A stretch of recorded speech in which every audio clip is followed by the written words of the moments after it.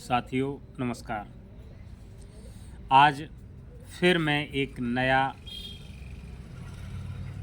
उत्साहवर्धक प्रसंग motivational story कहने जा रहा हूँ। साथियों, वीडियो को अंत तक देखें, बहुत ही अच्छी मार्मिक प्रसंग है। एक बार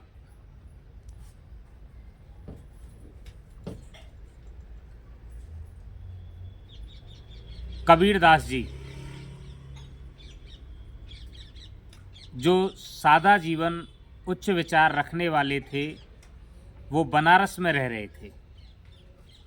मित्रों, बनारस के राजा वीर सिंह उनके बहुत बड़े भक्त थे। बीच बीच में जब भी समय मिलता था तो महाराज वीर सिंह कबीरदास जी महाराज के पास मिलने के लिए आते, उनसे आशीर्वाद लेते, चरण स्पर्श करते और चले जाते।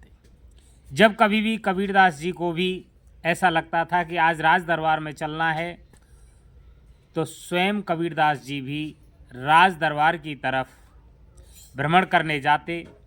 जैसे ही राज दरबार की तरफ वो भ्रमण करने के लिए जाते, राजा वीर सिंह स्वयं कबीरदास जी के सम्मान में अपने राज सिंहासन पर से खड़ा होता और खड़ा होकर के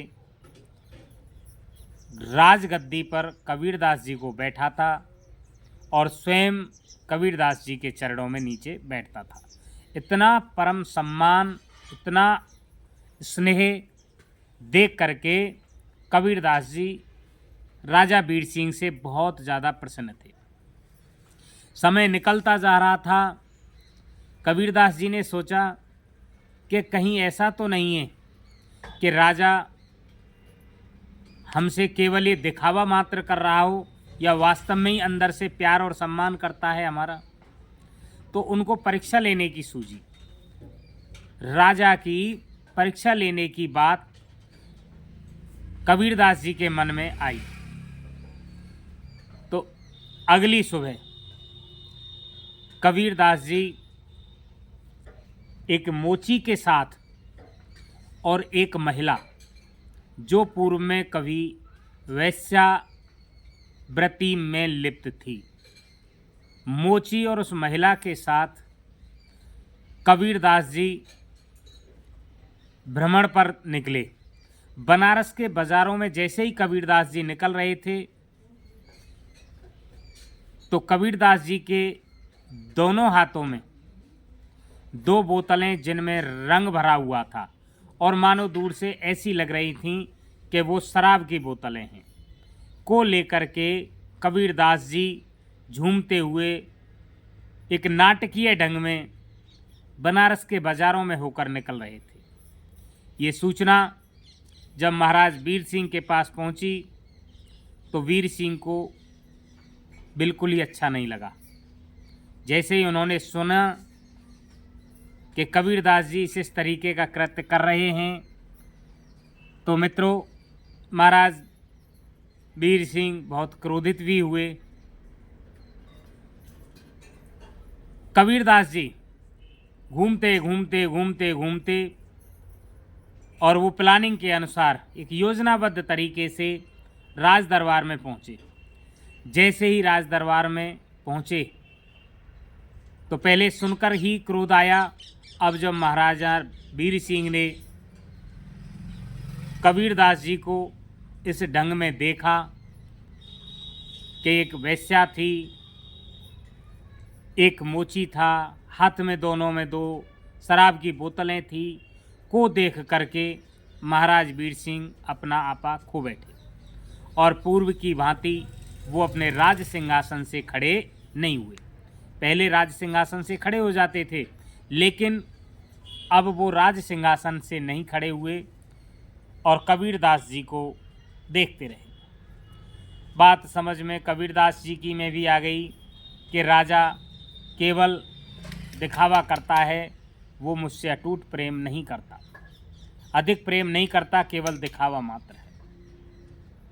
मित्रों, जैसे ही कबीरदास जी ने दोनों बोतलों को फर्श पर पटकते ही वो कांच बिखर गए, बोतलें टूट गईं, उनमें भरा हुआ जो सामग्री थी वो फर्श पर फैल गई।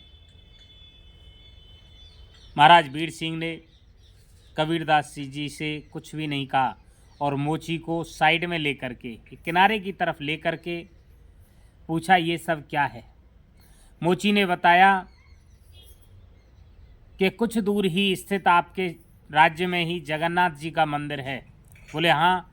बोल उस जगह पर आग लग गई है और आग लगने के कारण कबीरदास जी ने इस बोतल के पानी को फोड़ करके, बोतलों को फोड़ करके पानी से आग बुझाई है। राजा वीर सिंह को आश्चर्य हुआ, विश्वास नहीं हुआ कि ये सब बात गलत है, लेकिन उन्होंने अपने मंत्रियों से, दीवान से कह कर के तारीख और समय नोट कर लिया कि उस दिन की मैं जानकारी करूंगा कि उस दिन, उस समय क्या वास्तव में जगन्नाथ जी के मंदिर में आग लगी थी। जैसे ही कबीरदास जी गुस्से में वहाँ से निकले कि राजा तो केवल दिखावा करता है, राजा ने समय और तारीख बता करके जगन्नाथ जी मंदिर में लगी हुई आग के बारे में पूछा कि क्या वास्तव में इस दिन, इस समय आग लगी थी। तो वहाँ के लोगों से इस बात की पुष्टि हुई कि उपयुक्त समय को और उपयुक्त तारीख को वास्तव में आग लगी थी। राजा को बड़ा आश्चर्य हुआ। क्षमा मांगने के लिए राजा वीर सिंह कबीरदास जी के पास गए। कबीरदास जी ने कहा कि राजन, आप मेरी परीक्षा में फेल हुए, ये तो मैंने केवल एक नाटकीय ढंग से आपकी परीक्षा ली थी।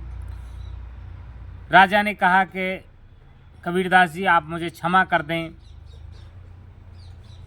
तो कबीरदास जी ने एक कहावत को याद करते हुए कहा कि क्षमा बड़न को चाहिए, छोटन को उत्पात, कहा रही में हर को घटो जो भ्रग मारी लात। इस सिद्धांत को मानते हुए कबीरदास जी ने राजा को क्षमा कर दिया।